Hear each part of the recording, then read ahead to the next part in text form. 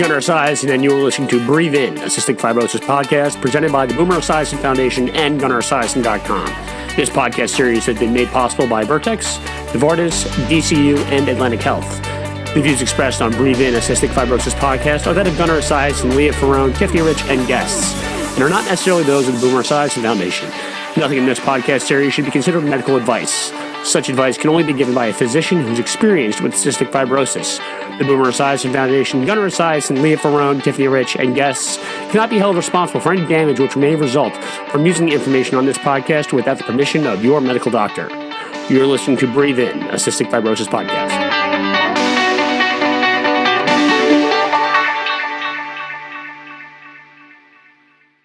All right, as always, joined by the very lovely Leah Ferrone and Tiffany Rich. Guys, how are you today?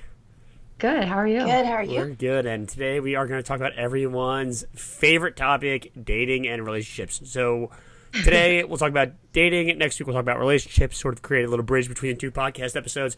But we'll see how this goes. I think dating with cystic fibrosis is probably one of those things that's, I don't want to say it's hard. I think it's almost like you're carrying some baggage that has to be unpacked at some point. It's a challenge.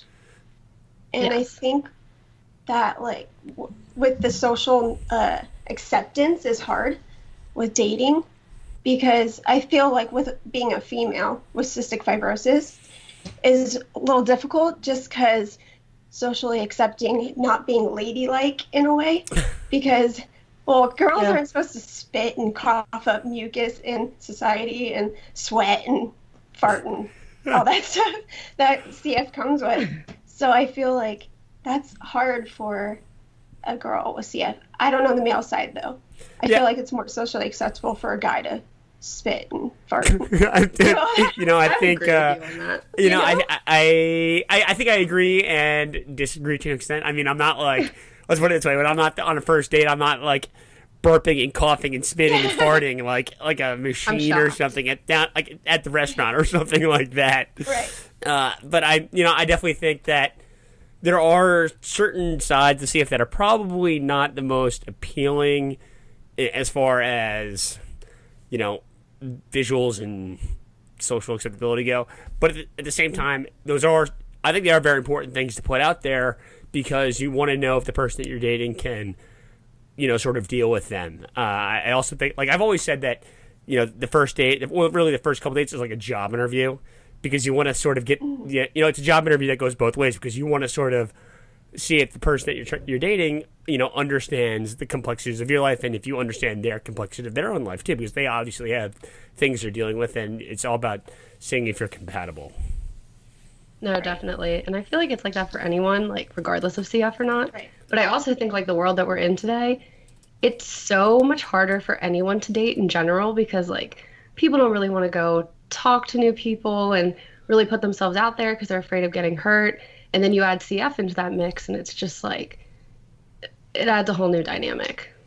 Yeah, yeah, it definitely does. And I think there are, let's put it this way, there's people out there, especially at our age, we're all in our like, mid to late 20s, and our late 20s is very weird saying that, but I think that there are people out there who are capable of handling that burden thrust upon them at different points in their lives, and whether or not those people are in their 20s, say you meet somebody, the person has no prior experience with CF or chronic illness, as many people out there do, and all of a sudden you thrust this cargo load on them. What does that sort of do to the relationship dynamic? No, definitely. Right. And the whole online dating is really rough. Why is it rough? I just feel like it's rough because you online, and then you have to go meet these random people, and then what if you have like a huge cough attack, or like you can't? That's why you only meet up with them for a half hour. Exactly. For a half hour. For like a half hour. You just hold it. My boyfriend now, so I met him on a dating app. Okay. Oh, you did? Okay. And I've got great stories. She's got great stories. Met him on a dating app, and he was like, "Oh, do you want to get dinner? Blah blah blah." And I'm like, "Nah, let's like get coffee." I don't drink coffee. I'm just gonna put that out there. So I was like, I don't drink alcohol really either, so I'd prefer to get go in a situation like that than be like, oh, I'm a huge partier type of person, because I'm not. So, yeah, I pretty much was like, let's go get coffee, we'll meet up for like a half hour and then that's it. And he was kind of like taken back, I think, by that. But yeah, I walk in and I'm like, oh, hey, I'm Leah. And I don't drink coffee. And he completely lost it. Like, he thought it was the funniest thing ever. But yeah. Yeah, I thought it was ridiculous that I didn't want to meet up for longer than like a half hour. But it ended up turning into like 3 hours. So see, not a bad thing. You matched you matched, quote unquote, but you also realized there are just different ways. I always see the dating app as sort of like, it's like a bar, but without going to a bar, right? So like the dating app is there, and you sort of like, you're swiping right or left, and like the act of swiping right or left is sort of equivalent to walking up to somebody or not walking up to somebody and starting a conversation. That's sort of what I see the dating app as. And the dating app, it happens on your phone rather than a place. I think it's a less intimidating way for people to meet each other. Yeah. Because I think it takes away that initial dynamic that a lot of people aren't willing to do, of going up and talking to a person. Yeah, I mean, it might be. I think the dating apps came out I want to say my senior year of college. So that was... They definitely Yeah, did. so I think it was... Rather be through a screen. Yeah, I mean, it was definitely... It was definitely a... I don't want to say a game changer, but it was a different way of doing things. And after I graduated college, I sort of was like, I tried it, I did the whole thing. And I would say that there are different ways of like... I don't know. There's different ways of going about broaching the CF subject when it comes to meeting somebody through a dating app as opposed to meeting somebody in person. Because even if you can't see the CF on somebody, you can sort of you can take a hint that there's something probably amiss with the person because you're coughing a little bit more, you're taking pills. There are little visual indications that you do have CF. Whereas if you're meeting somebody through a dating app or whatever, anyone can be whomever they want to be on the internet. You can create your own persona. Exactly. I think dating with CF and doing a dating app is a little bit harder in a sense, because if you look at me on a dating app, okay, like I look like I'm a good pick, okay? You are. But I'm putting that out there. I'm not sounding full of myself, but yeah.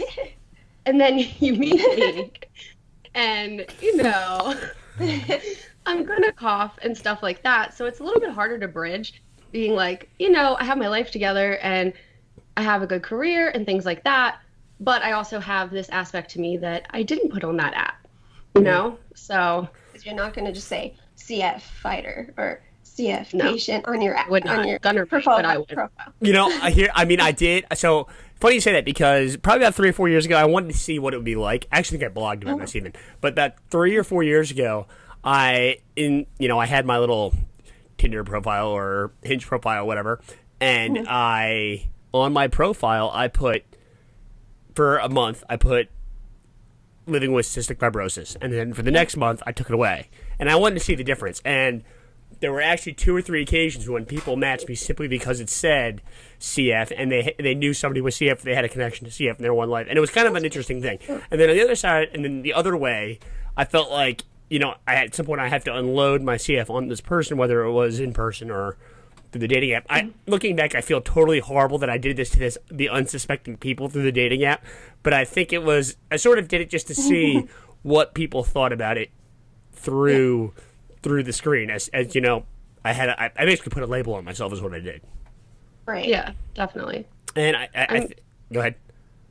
Oh, it's okay. You can keep going. Yeah, so I think that like there are people out there who are willing to accept it because they know a little bit about it, and there are people out there who, were probably turned off by it. Definitely. And I think a lot of times the situations that I've been in, the people that know someone with it or have experienced it firsthand, a lot of times they're way more accepting of it. That's not saying that people who don't know anything about it won't be, because I've had tons of people that don't know anyone with it that have dated me that are completely accepting of it and handle it amazing. But I do think when you meet someone and they have a friend with it, or they have a cousin with it, or they might work with someone who has a kid with it, it makes it a little bit easier to explain the initial what is CF to them, because they have some indication of what it actually is. You're not starting from square one. So it's more exposure to it. So then they kind of know what what's coming in a way. Yeah, definitely. Yeah. I think that, it is important to approach the subject, let's put it this way. If you're dating someone new for the first time, it's going to have to come up eventually because you have to, you want to make sure that the person that you're dating isn't a smoker, for example, or someone that's lives an unhealthy lifestyle that could lead to your demise or your downfall. You want to essentially spend time with somebody that is someone who, will benefit your health in a lot of different ways by, either. No, it's very important. Not necessarily just jumping right in. I think it's probably a red flag if you're dating someone for 3 or 4 days and all of a sudden the person just consumes himself or herself with CF. But I think you want to basically evolve that person's understanding of the disease and the condition as a whole. Exactly. Yeah, smoking would not be a good situation. Yeah, and that's the reason why you need to find out right away. Exactly. Yeah, and they need to know they can't be around you if they're sick. Oh yeah, I mean that's part a of big it too. one. Yeah, I think that's also a difficult one for people to understand, right? Like, people love being heroes. I think when they're sick, for some reason, they get a cold, they love to go to work, or they love to go to school, they love to try to continue with their daily life, and that really irks me more than a lot of other things. I get so frustrated with that. I put up a post a couple days ago about my frustration with sick people going out and just coughing all over everything, and then they're better in a couple of days, and then I get it, so my voice still kind of sounds a little weird. And I'm sick for like 2 weeks or so, so it's frustrating, but what are you going to do? Yeah, people trying to be heroes. And then it goes to your lungs. Yeah, exactly. That's just a disaster. It just spirals out of control. I think those are things that, like, you have to, you don't need to set ground rules on day one, right? You don't need to be like, this is how you can be my friend, and if you want to take this challenge on, this is what you do. I think... I don't even tell people that I have CF, or at least guys that I'm dating. I don't tell them right away. I know Gunnar for sure handles that differently, but I don't tell them right away. So there's no ground rules for a while. Yeah. I mean, I think I wouldn't say that I wear a giant sign, and I definitely haven't in the past, but there are definitely little indications that I give. Yeah, definitely. But with me and my boyfriend on the first date, I told him that I had CF, apparently, and he has a chronic illness, so it kind of helped in a way that he kind of was able to accept it, but he didn't go home and Google it. That's good. He told me that. It's always a plus. So, and we've been together for 6 years, so he's 6 years seen everything. When is the ring coming? For real? Yeah, you ask him that. 6 years. That's Get crazy. on it. I'm gonna private message him. That's crazy. 6 years. Slide in his DMs. Yeah, goes down in the DM. Oh my god. 6 years, that's crazy. Yeah, but I think realistically, though, you brought up a good point, saying how Jeff didn't Google Google what CF was, because I always say, cystic fibrosis is very different on the internet, Wikipedia, and WebMD than it actually is in real life, than it actually looks on somebody. And I've been on a date with a girl where on date 1 she sort of figured out that I had CF. Date 2 she was like, "Oh, I Wikipedia'd CF," and I was like, "Oh, you got to be kidding me." Because now you have to erase everything that she learned or thought she learned on the internet, and then reteach or sort of say something new so that it goes over what she's already thinks that she's learned about the disease. I think that's a very dangerous thing. Yeah. Well, and I also think it's interesting to kind of look at when I started dating back in high school, I guess, versus now. Telling a guy was so much different than telling them now. Oh, yeah. I mean, my first boyfriend, he was one of my really good friends, and we had been friends for years. So it was kind of easy. He already knew what it was and stuff like that. But even when we initially became friends, he didn't go Google it because that wasn't really a thing. It wasn't as popular for people to go and look things up as they do now. Mm-hmm. I mean, I know it was a resource. You could Google if you wanted to. But I think now people are so much on their phones and online and things like that when they don't fully understand something, rather than ask the person in front of them, they go on their phone, they want to look smart and look like they know what they're talking about. So they kind of build this, conception that they understand what's actually going on, when in other words, they really don't, So I think that's a big battle with dating now versus, 10 years ago. Yeah, you're definitely right. I think I think the best way to teach somebody new about CF is to show them, right? So show them the actual ins and outs of CF rather than like lecture them, because no one loves to be lectured. No one loves to listen, be told what something is. People like to make their own conclusions and things like that. So, I think that, when I told girls that I've been dating or my girlfriend now, the way I've done it is, after a few dates or whatever, and you're hanging out, you just throw the vest on, or you start doing a nebulizer, and next thing you know, like that's a very visual indication of what things are or how life is with CF. So do you throw that vest on after you've told them, or like yeah. That's not a giant surprise. I mean, I think you're at a point where you can be like, I'm gonna go do treatments. You can come with me if you'd like. I don't think you just suddenly throw it. I did that in college with my college roommates, but I think that's different because that's just guys being dudes. Right, like this is, you're trying to date someone. You don't want to throw a giant surprise on. Exactly. It's kind of the same thing with the feeding tube. Like I would never just take my shirt off, like at the pool or something, if I was with a girl I was trying to date, and next thing you know, my feeding tube is out. And you're like, oh, by the way, there it is. I think that's something you sort of have to indicate that's there or a part of you before you start springing it on people. Exactly. No, I agree. I've never had to really think about the feeding tube thing, but I could see myself being a little self-conscious, just, whipping it out. When I think, there definitely was a little bit of a visual barrier that I had to get over with the feeding tube. But I got over it right away for one reason was that my dad loved telling people that I had the feeding tube, and he still does for some reason. He's like, we can be in the middle of talking about something like completely off topic, and he'd be like, oh, by the way, did you know Gunnar has a feeding tube? I'm like, thanks, Dad. Thanks. But I think the other part of it was that, I sort of understood that the feeding tube was giving me, in a lot of ways, greater health because we could dedicate an entire podcast episode to my feeding tube, but, I think the reason that I've sort of come to accept it is because it's definitely benefited my health in a lot of ways.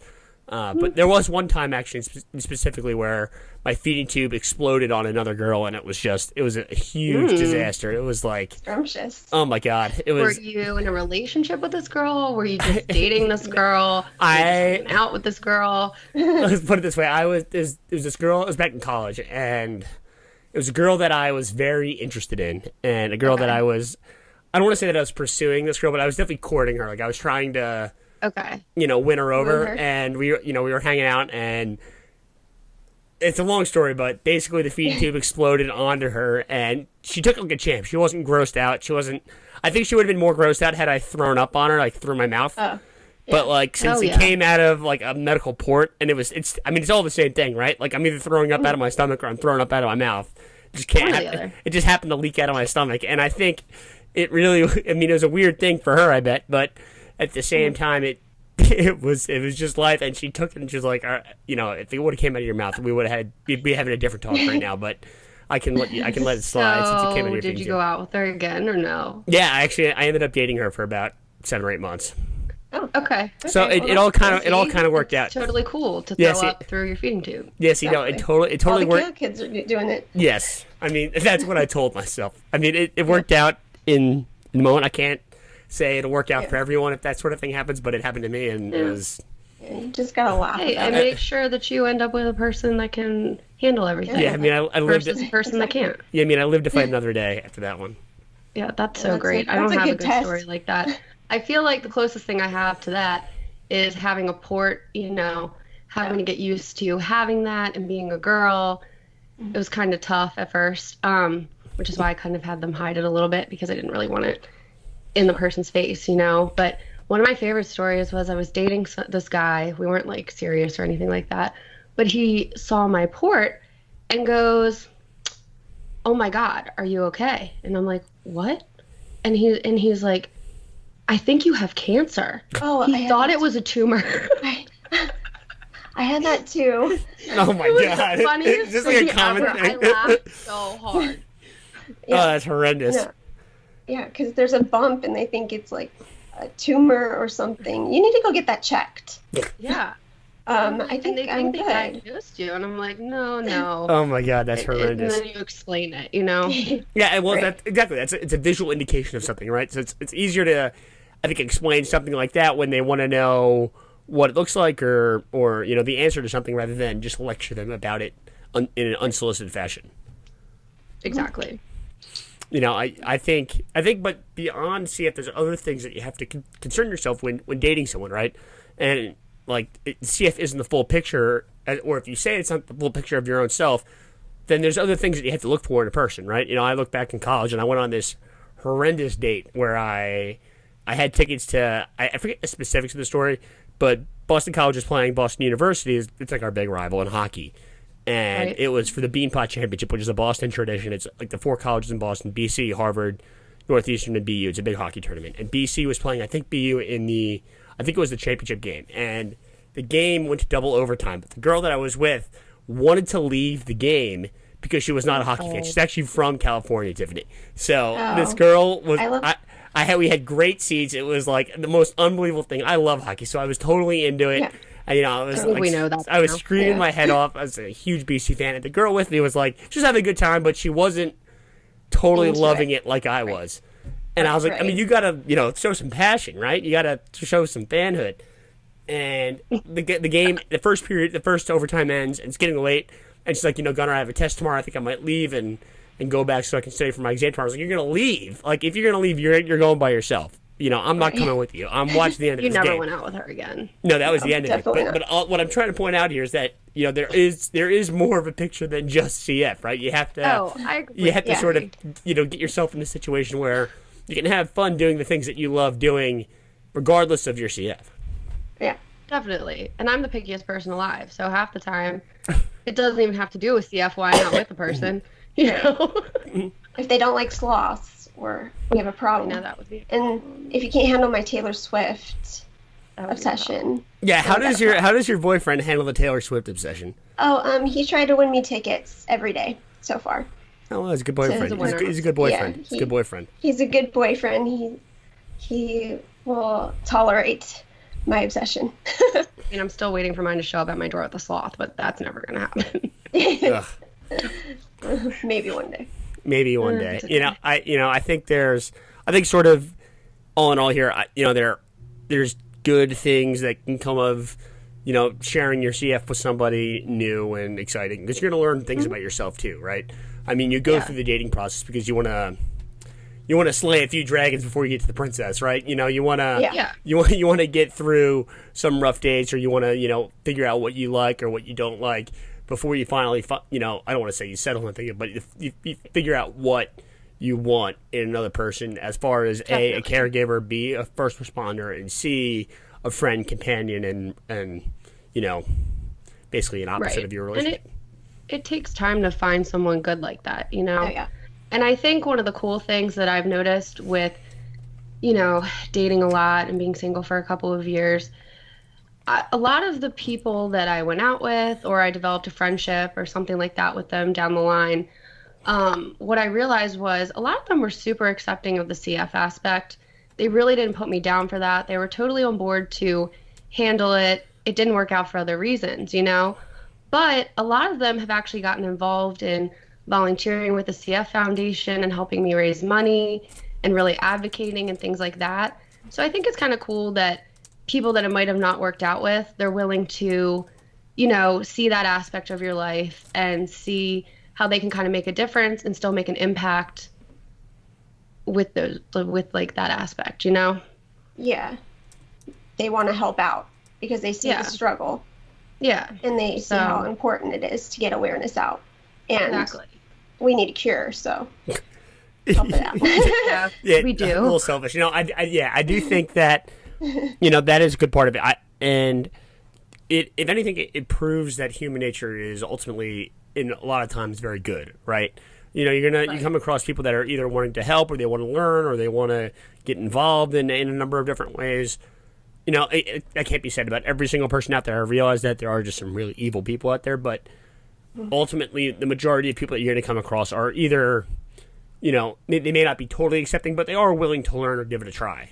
You know, and you have to be patient with the other person, right? You can't just go in there and be like, you know, I have CF. By the way, I might cough up blood every once in a while. Be on the lookout for that. If that happens, just get out of the way. It's coming. You know, like you can't really start throwing these crazy things at people, because you have to remember they're human beings on the other end of the spectrum as well. Exactly. And I think dating people and learning how they're going to deal with that and kind of easing them into each aspect of your life with CF is important. You can't just throw everything at them at once.